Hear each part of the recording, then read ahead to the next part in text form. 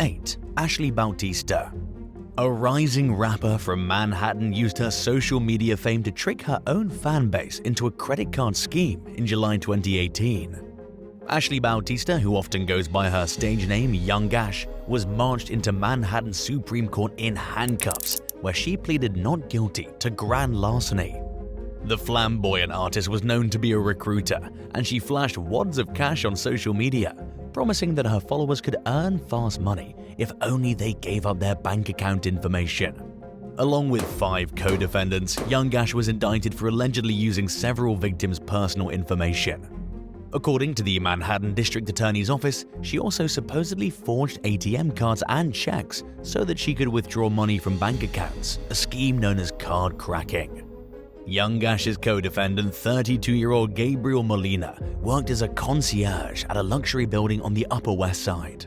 He was responsible for collecting the residents' rent checks, but he secretly took pictures of the checks and sent them to 23-year-old Fray Luis Henriquez, who used the images to create forged checks. Henriquez and Molina used the bank accounts of Young Ash's fans to deposit the fraudulent checks and withdraw money.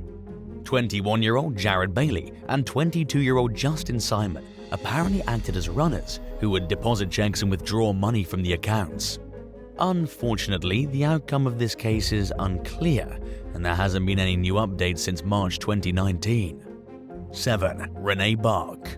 Renee Bark was only 18 years old when she moved to Uganda from Bedford, Virginia in September of 2007. She spent the first 10 months there serving on a mission trip that primarily worked with babies. Bark returned to the US the next year, but felt like it was her calling to go back to Uganda. So in 2009, she moved there permanently to start her own company called Serving His Children. On the organization's website, it explains that it's a non-profit that was initially started by Bark to provide free meals to families who are in dire need of nourishment. But later, the organization changed its focus to children in particular, and they offered treatment for those who were suffering free of charge. According to ABC News, Serving His Children worked with local nurses and doctors. However, a lawsuit was filed in 2018 that revealed that Bark had also claimed to be a doctor, even though she had no medical training. This was a lie that contributed to the deaths of hundreds of children. The advocacy group called Women's Pro Bono Initiative filed the lawsuit against Bark as well as her organization on behalf of 2 mothers from Uganda who claimed that their children passed away as a result of Bark's treatments. Per ABC News, Bark misrepresented herself and said she was a medical official, something the mothers only discovered wasn't the case after both of their children had died. Former field program manager for Serving His Children, Charles Olweny, said in an affidavit that he personally saw Bark offer diagnoses, take blood, write prescriptions, and administer drugs through IVs she put on herself. Olweny also accuses the organization of having high death rates. Every week, he said he would drive 7 to 10 bodies of children back to their families. Bark has adamantly denied all the accusations against her. She told ABC News that her organization did the very best with what they were handed, and that sometimes they were given really rough situations. According to the last update on the case from the Women's Pro Bono Initiative and Ugandan High Court records from December 2022, Bark is currently in the US, but she's since stepped down from her position in the organization. She failed to appear at her set court date, but her lawyers were able to delay her suit. 6. Sam Bankman-Fried. In May of 2019, FTX was launched by Sam Bankman-Fried as a trading platform for investors of cryptocurrency. But in late 2022, the US Securities and Exchange Commission accused Sam of defrauding his company's investors by moving money from FTX into Alameda Research LLC, a hedge fund he'd opened years earlier with his pal Gary Wang. From between 2019 and 2022, Sam and other company executives used stolen cash to purchase expensive homes in the Bahamas, invest in companies to make more money, and fund favored political causes. However, when crypto assets took a plunge in 2022, FTX and Alameda Research ran out of cash, and FTX owed its customers around $8 billion. According to the Commodity Futures Trading Commission, this is when federal prosecutors stepped in and issued fraud charges. By November of that same year, both companies that were started by Sam went bankrupt. Sam was arrested in the Bahamas on December 12, 2022, and a week later, a judge approved his transfer to the US to face charges of money laundering and fraud. After being extradited to Palo Alto, California, Sam was released on a $250 million bond, but was ordered to stay in the area. He's currently being electronically monitored to ensure that he stays put. The case is ongoing. 5. Elizabeth Holmes. Elizabeth Holmes found herself in hot water in 2015 when her company's automated compact blood testing device was found by medical professionals to be unworkable. Holmes started Theranos, an innovative healthcare tech company, in 2003 when she was just 19 years old. She planned to make the common blood test quicker and more efficient and accurate, but she never accomplished her initial goal. In the beginning, Theranos was flush with hundreds of millions of dollars in equity investments, and the company was valued at $10 billion by the end of 2014. But after getting called out by medical professionals in 2015, fraud charges were filed against Theranos by federal and state regulators. The company was absolutely crushed under the weight of legal fees, and just 3 years later in 2018, Theranos completely dissolved. Holmes fought in court battles between November and December of 2022, but in the end, she and the company's former president, Ramesh Balwani, were found guilty of fraud. The woman that was once hailed as the next Steve Jobs has now been sentenced to serve more than 11 years in prison for defrauding her company's investors. However, Holmes will likely appeal against the sentence to try and get less jail time. 4. Takashi Miyagawa. A fraudster from Japan was busted in 2021 for allegedly scamming more than 35 women with whom he pretended to be in a serious relationship with. 39-year-old Takashi Miyagawa worked part-time and didn't even have his own address when he began scamming women out of their hard-earned cash. He told each of his girlfriends that his birthday was on different dates so he could receive plenty of gifts. Shockingly, all of these girls were oblivious to each other's existence, apparently blinded by love. In Takashi's most recent scam, he told his 47-year-old lover that his birthday fell on February 22nd, even though it's actually on November 13th. He apparently told another victim that his birthday was in July, while a third girl thought it was in April. In total, he gained around $930 worth of clothes, cash, and presents. Takashi reportedly met all these women while he was selling them shower heads, as well as other products from an unnamed company. He also began relationships with each girl under the assumption that eventually they would get married. Takashi conned at least 35 women before they all found out and reported him to the police in February 2021. Japan-based news station MBS News confronted Takashi in public before criminal charges were filed and posted their footage to YouTube. The video shows Takashi running away from a reporter, simply refusing to answer his questions. An investigation into the charges of fraud began, but the outcome of the case is unclear.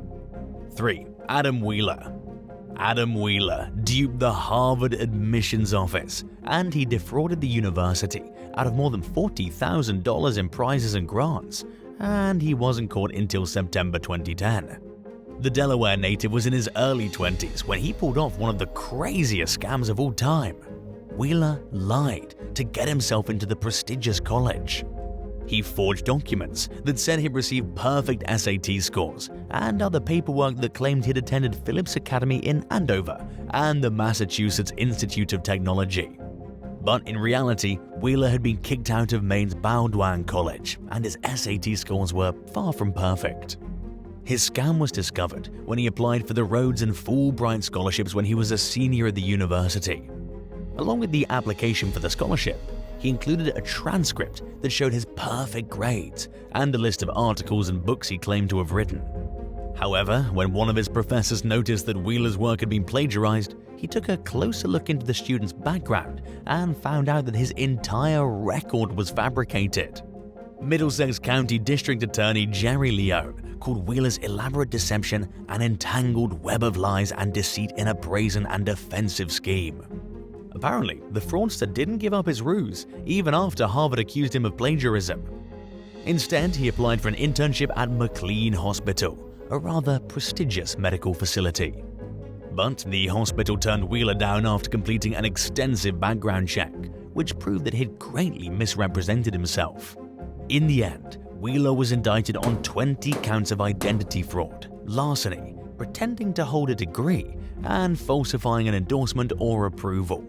He pleaded guilty to all the charges brought against him and was consequently sentenced to 10 years of probation by Associate Justice Diane M. Kottmeyer. Wheeler was also ordered to pay $45,806 in restitution to Harvard University and had to undergo psychological treatment. 2. Travis DeLoy Peterson.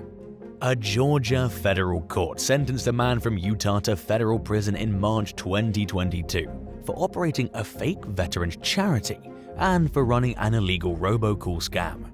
54-year-old Travis DeLoy Peterson was sentenced to 3 years and 5 months behind bars, followed by 5 years of supervised release on March 23, 2022. Peterson will also have to pay over $540,000 in restitution to all the victims that were affected by his scheme. In November of that same year, after Peterson was accused of running a scam that used millions of robocalls to convince people to donate their vehicles and other items that would go to support veterans charities, he pleaded guilty to 1 count of mail fraud. According to the U.S. Attorney's Office for the Northern District of Georgia, Peterson's scam, which regularly targeted senior citizens, earned the fraudster over $500,000. U.S. Attorney Kurt Erskine had this to say in a press release. Peterson shamefully defrauded thousands of people while supposedly helping veterans. He went on to explain that fraudsters typically rely on the goodwill of unsuspecting citizens because it often perpetrates their schemes. Peterson ran the scheme between April 2012 and July 2018, registering companies that he was representing as tax-exempt charities in Utah, Michigan, and Nevada. But in reality, none of the companies were really tax-exempt charities.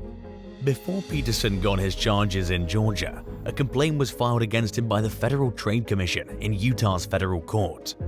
This led to an order being passed which permanently barred Peterson from soliciting charitable donations and from making robocalls. That same order also forced him to give up 88 of his vehicles. According to court records, Peterson was out on bond at the time of his sentencing hearing, and he was allowed to voluntarily surrender to the authorities. He'll now serve his time behind bars with the U.S. Bureau of Prisons. 1. COVID crooks. Since the global pandemic started back in 2020, almost $100 billion of COVID relief funds have been defrauded throughout the US. At the end of 2021, the Secret Service announced that almost 1,000 investigations into these startling financial frauds were underway. Surprisingly, 2 well-known athletes have already been handcuffed for their part in defrauding the government. Former New York Jets wide receiver Kenbrell Tompkins and U.S. Olympic speed skater Allison Marie Baver. Tompkins' damages were somewhere in the hundreds of thousands, while Baver apparently gained $10 million in fraudulent funds.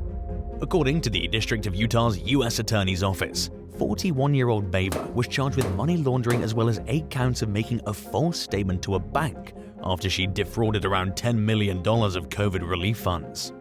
In April 2020, Baver applied for 8 Paycheck Protection Program loans, and she sought millions of dollars for her production company that she founded in 2019 called Allison Baver Entertainment. Per court documents, Baver tricked the government into thinking that her company had a monthly payroll of $4.7 million, when in reality she had none at all. She apparently claimed to have employed anywhere from 100 to 430 people, which the government now believes are all phony. Prosecutors on the case are hoping to make Baver pay back around $9.7 million of her funds. If convicted on all counts, she could also face upwards of 40 years behind bars. On January 18, 2022, Baver was due for arraignment. Kenbrell Tompkins pled guilty to unauthorized access device fraud and 1 count of aggravated identity fraud in October of 2020. Allegedly, Tompkins stole the identities of multiple Florida residents in order to apply for COVID unemployment benefits while he was in California. He was awarded $300,000 in debit cards under false pretenses as a result.